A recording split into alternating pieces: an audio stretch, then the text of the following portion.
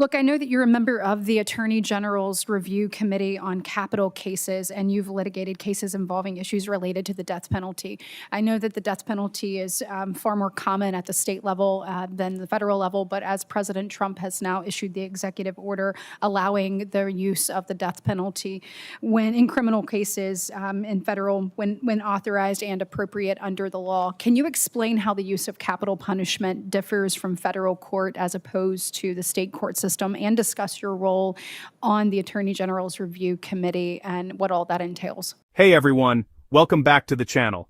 Today we're looking at something unusual, a Senate Judiciary hearing that didn't devolve into cable news theater. No shouting, no ambush lines crafted for Twitter clips. Instead, what we saw was a rare moment. A nominee to one of the most powerful seats in the federal judiciary being questioned with actual seriousness, and answering with clarity about what kind of judge she intends to be. And here's why that matters. Federal judges don't trend on social media. They don't campaign. They don't go on TV. But they hand down decisions that shape sentencing, rights, power, and precedent for decades after the politicians asking them questions are gone. So when you get even a small, unfiltered glimpse into how a potential judge thinks, how she weighs punishment, how she interprets law, how she understands the limits of power, that matters more than any viral confrontation you'll see from Capitol Hill.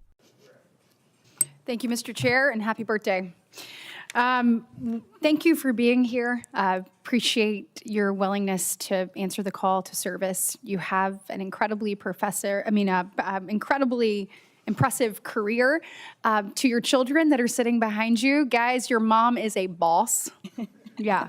Pretty incredible. And so thank you so much for your willingness to do this at a time where I think our nation is grappling with what it means to be in the public eye and stepping up to serve. In addition to that, thank you for your willingness to do that at the highest level.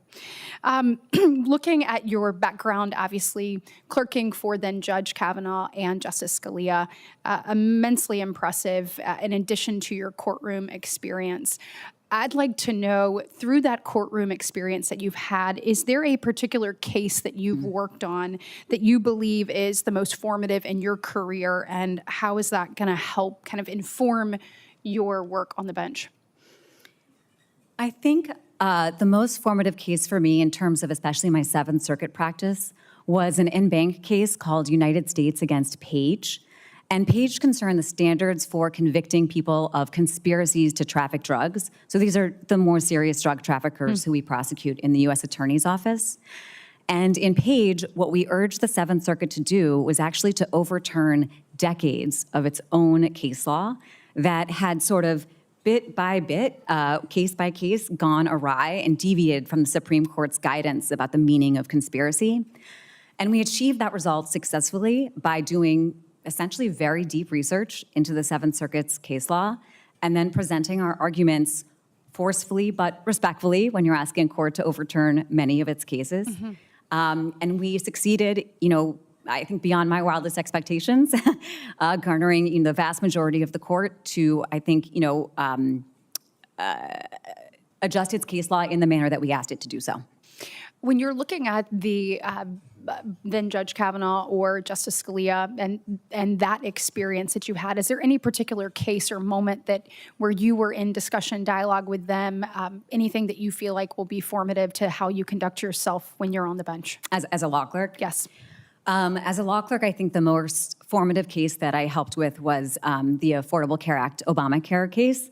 Obviously, the rules of confidentiality and clerkships preclude me from saying too much about that work, but it was a huge case, and I was privileged to get to work for Justice Scalia on that. Excellent.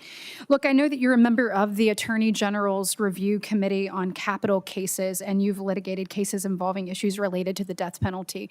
I know that the death penalty is far more common at the state level than the federal level, but as President Trump has now issued the executive order allowing the use of the death penalty when in criminal cases in federal, when authorized and appropriate under the law. Can you explain how the use of capital punishment differs from federal court as opposed to the state court system, and discuss your role on the Attorney General's Review Committee and what all that entails?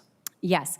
So each state, of course, has the authority to decide for its own self the penalties that are attached to its most serious crimes. So some of our states have the death penalty and some do not. And, in practice, as a result, there are far more executions in some states than in others. The federal government, by contrast, of course, has a uniform rule across the United States, and there are a reasonably small number of federal crimes that are eligible for the death penalty upon conviction. Within the Department of Justice, the decision of whether to seek the death penalty in a particular case is an extraordinarily weighty one that goes all the way up to leadership. And in its path up to leadership, there's something called the Review Committee for Capital Cases, which is a set of DOJ attorneys who review the cases that are eligible for the death penalty and make a recommendation that goes to department leadership about whether to seek or not. And so it's a careful process that's really case-specific and that, always keeps in mind the extreme weightiness of that work. I have, as you mentioned, led the appellate litigation team for 2 federal executions, and that is among the weightiest and most serious work I have ever done. And so I take that extremely seriously. Absolutely. Well, I just want to say thank you for your willingness. Are these your parents here? Yes. As well? You've got to be so proud. I mean, her command of the issues, her knowledge, and the way she conducts herself with class, integrity, is amazing. When you see somebody go toe-to-toe with our colleagues up here, it's amazing. And I also wanted to say thank you for your commitment to Senator Moody of conducting yourself with collegiality and civility, and the way that you approach things on the bench. Thank you. Her answers, cautious, careful but revealing, exposed not just legal training, but worldview.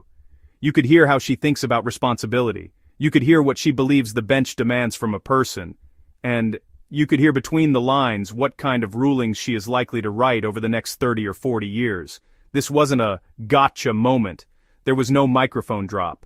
What we got instead was rarer and more valuable, a glimpse into judicial power before it becomes precedent.